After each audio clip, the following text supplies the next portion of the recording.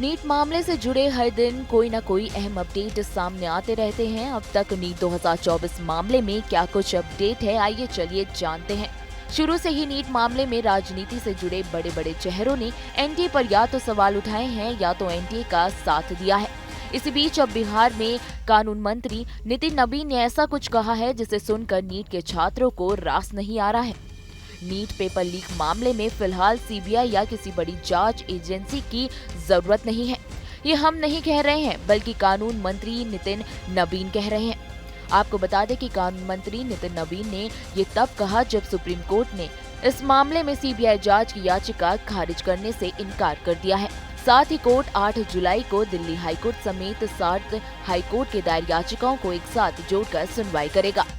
NEET परीक्षा में धंधलेबाजी को लेकर देश भर में बवाल और हंगामा जारी है। कई राज्यों में हजारों की संख्या में छात्र एनटीए के खिलाफ धरना प्रदर्शन कर रहे हैं, जिसके बाद नीट पेपर लीक और पेपर में धंधलेबाजी का मामला सुप्रीम कोर्ट पहुंच चुका है।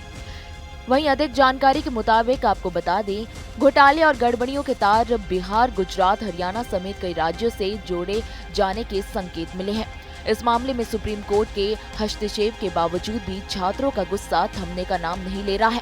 वहीं जिसे लेकर छात्र या तो नीट परीक्षा को रद्द किए जाने या तो सीबीआई जांच की मांग कर रहे हैं। इस बीच जब बिहार के विधि मंत्री नितिन नबीन ने छात्रों के सीबीआई जांच की मांग को लेकर सवाल हुआ, तो मंत्री नितिन नबीन ने फिलहाल किसी बड़ी जांच से इनकार कर दिया है।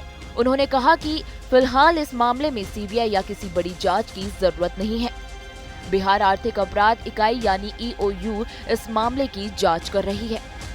वहीं आपको बता दें, कथित गड़बड़ी की जांच के लिए गठित एजेंसी की विशेष जांच टीम यानी एसआईटी ने अब तक 14 लोगों को गिरफ्तार कर लिया है। गिरफ्तार हुए आरोपियों ने पुलिस के सामने नीट पेपर लीक के लिए पैसे के लेन देन और सेफ हाउस की बात कबूल ली है।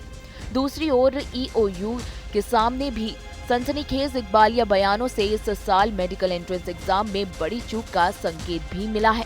वहीं आपको बता दें, संदिग्धों ने कबूल कर लिया है कि उम्मीदवारों ने नीट पेपर लीक के बदले में 30 लाख रुपए से अधिक की भारी कीमत दी थी। शनिवार को ईओयू एजेंसी ने 9 उम्मीदवारों को नोटिस जारी कर उन्हें सॉल्वर गैंग से उनके जुड़ाव के बारे में पूछताछ के लिए हाजिर होने के लिए बुलाया है। इसी बीच नीट यूजी 2024 एग्जाम विवाद को लेकर देश भर में स्टूडेंट्स विरोध प्रदर्शन कर रहे हैं। वहीं शिक्षा मंत्री धर्मेंद्र प्रधान ने क्या कुछ कहा, आइए चलिए जानते हैं। ये नीट के संबंध में 2 प्रकार की अव्यवस्था की विषय सामने आई है। प्रारंभिक जानकारी ये तो आई थी, कुछ छात्रों को कम समय मिलने के कारण उनके वहां थोड़ा रोष थी, उनको कुछ वैकल्पिक ग्रेस मार्क की व्यवस्था दिया गया था, जिसको भी इस बीच में सरकार ने नामंजूर करके सुप्रीम कोर्ट की आदेश अनुसार 1563 बच्चों की पुनः परीक्षा की आदेश दे दिया है सुप्रीम कोर्ट की सुझाव पे। दूसरा, 2 जगह पे कुछ गड़बड़ियों की भी ध्यान आई है। मैं छात्रों को और अभिभावकों को आश्वस्त करता हूं, उसको भी सरकार बड़े गंभीरता के साथ लिया है। वो जानकारी हमको मिली है। हम वो सारा विषय को एक निर्णायक स्थिति तक ले जाएंगे। उसमें कोई भी बड़े अधिकारी हो, एनटीए की कितने भी बड़े दायित्वधारी हो, अगर वो उनमें गुनहगार पाए जाएंगे उनको भी छोड़ा नहीं जाएगा। और एनटीए में बहुत सुधार की आवश्यकता है।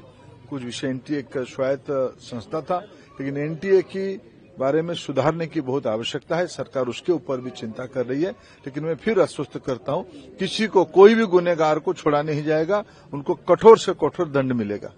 उन्होंने कहा कि एनटीए की तरफ से कुछ गड़बड़ियां हुई हैं। एनटीए में सुधार की जरूरत है। आगे बढ़ते हुए उन्होंने कहा कि जो लोग इस धांधलेबाजी में शामिल हैं, उन्हें बख्शा नहीं जाएगा, चाहे वो कोई बड़ा अधिकारी क्यों न हो।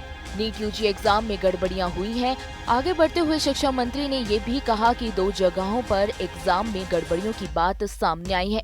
मैं छात्र और अभिभावकों को ये विश्वास दिलाता हूँ कि सरकार इसे गंभीरता से ले रही है।